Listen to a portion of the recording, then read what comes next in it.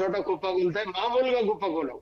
మాట్లాడదాం సార్, మాట్లాడదాం. శేషు సార్, మొత్తంగా చూస్తున్నాం సరే, ట్రంప్ ఏం మాట్లాడినా ఏది చేసినా ఒకవైపు సుప్రీంకోర్టు ఆంక్షలు విధించిన తర్వాత కూడా నా టారిఫ్లు ఏదైతే ఉందో ఆ టారిఫ్ వార్ అలానే కొనసాగుతుంది అని చెప్తున్న పరిస్థితి. మరోవైపు భారతదేశ ప్రధాని ఇజ్రాయెల్కి వెళ్ళారు. సో భారత దౌత్య విధానం మాత్రం ముందుకు సాగుతూనే ఉంది. సో ట్రంప్ సుంకాలు ఇప్పుడు ఏ విధంగా ఉండబోతున్నాయి? సో తను తీసుకునే నిర్ణయాలతో భారత దౌత్య విధానం, అదేవిధంగా భారత ఆర్థిక వ్యవస్థకు ఎంత ప్రభావం పడుతుంది? దీన్ని అధిగమించే దిశగా ఇప్పుడు మన సర్కార్ ఒక అడుగు ముందుకు వేస్తుందా? ఆ దిశగానే పయనం సాగుతుందా? వంశీ, మీరు అడిగిన ప్రశ్నకు ఒక్క నిమిషం ఆగి సమాధానం చెప్తాను. దానికంటే ముందు మీరు ఒక మంచి మాట చెప్పారు. అబ్రహాం లింకన్ తోటి, జాన్ ఎఫ్ కెనడీ తోటి డొనాల్డ్ ట్రంప్ పోల్చుకుంటున్నాడు అని చెప్పారు కదా. అంతకుముందు ఇంకొక పోలిక కూడా చేసుకున్నాడు. ఏం చేశాడంటే, ఏమీ చేయని ఒబామాకి మీరు నోబెల్ బహుమతి ఇచ్చారు, 8 యుద్ధాలు ఆపిన నాకెందుకు నోబెల్ బహుమతి ఇవ్వరు అని పాపం ఒత్తిడి చేశారు. నోబెల్ బహుమతి ఇచ్చేటటువంటి దేశం పైన ఓ రకంగా ఒత్తిడి చేసినటువంటి సందర్భాన్ని మనం చూసాం. అయితే రెండోది, ఇప్పుడు ఒక 2 కీలకమైన విషయాల్లో మనకు అభ్యంతరాలు ఉన్నాయి. ఒకటి ఏంటి అనంటే, భారత్ పాక్ యుద్ధాన్ని ఆపారు అని మీరు క్లెయిమ్ చేసుకుంటే ఎట్లా ఆపారు అనేది ఇంపార్టెంట్ అవుతుంది. ఆయన ఏం చెప్తున్నాడు, 2 దేశాలను 200% టారిఫ్ వేస్తానని బెదిరించి ఆపాను. It's an అబ్జెక్టబుల్.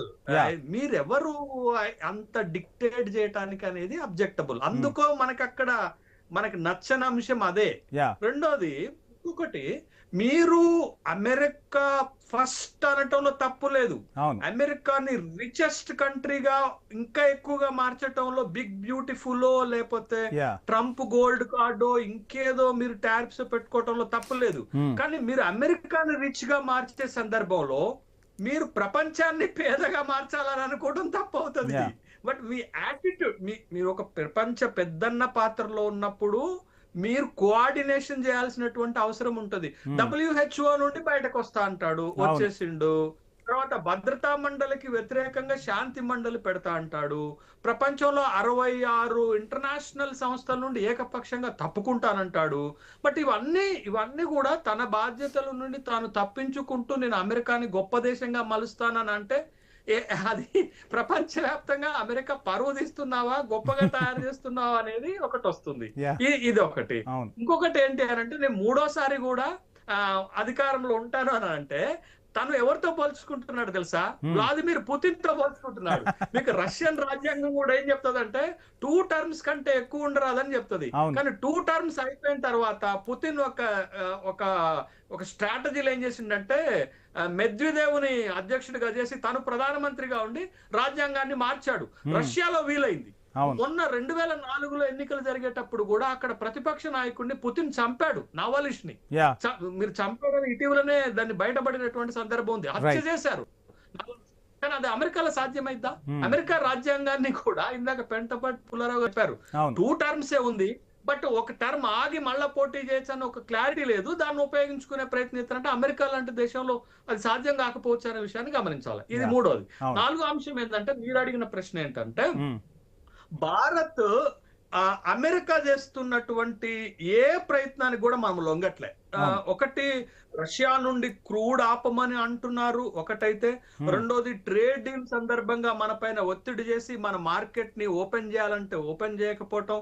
దాంతో పాటు మనం FTL చేసుకున్నాం, ఫారిన్ ఫ్రీ ట్రేడ్ అగ్రిమెంట్స్ తోటి చేసుకున్నాం. ఇటీవల ఇప్పుడు మనం 2 ఎత్తుగడలు వేసాం. ఒకటి, ఈ ట్రంప్ తో డీల్ చేస్తూనే మనకి బ్రిక్స్ లో ప్రధానమైన బ్రిక్స్ కంట్రీస్ లో బ్రెజిల్ అధ్యక్షుడు దేశానికి వచ్చి మనకి $30 బిలియన్ వాణిజ్యం పైన మనం ఒప్పందాలు చేసుకున్నాం. డిసిల్వా బ్రెజిల్ అధ్యక్షుడు వచ్చి ఇక్కడ ఒప్పందం చేసుకున్నాడు.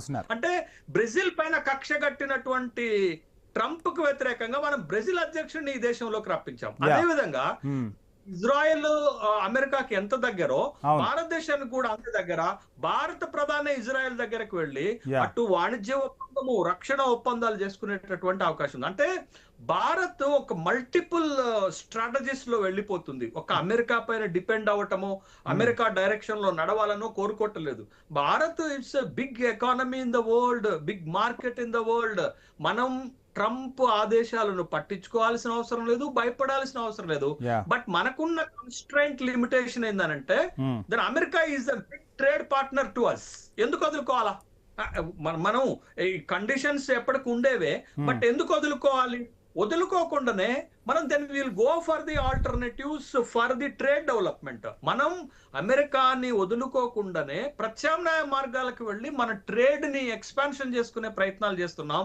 అవే ఇండికేషన్స్. ఇజ్రాయెల్ వెళ్ళటమేనా, లేకపోతే బ్రెజిల్ అధ్యక్షుడు భారతదేశం రావటమేనా, లేకపోతే యూరోపియన్ యూనియన్ తోటి ట్రేడ్ డీల్ చేసుకోవటమేనా, మీకు బ్రిటన్ తో చేసుకోవటమేనా, ఒమన్ తో చేసుకోవటమేనా, లేకపోతే యునైటెడ్ అరబిక్ ఎమిరేట్స్ తో చేసుకోవటమే, ఇవన్నీ వ్యూహంలో ఒక భాగమే.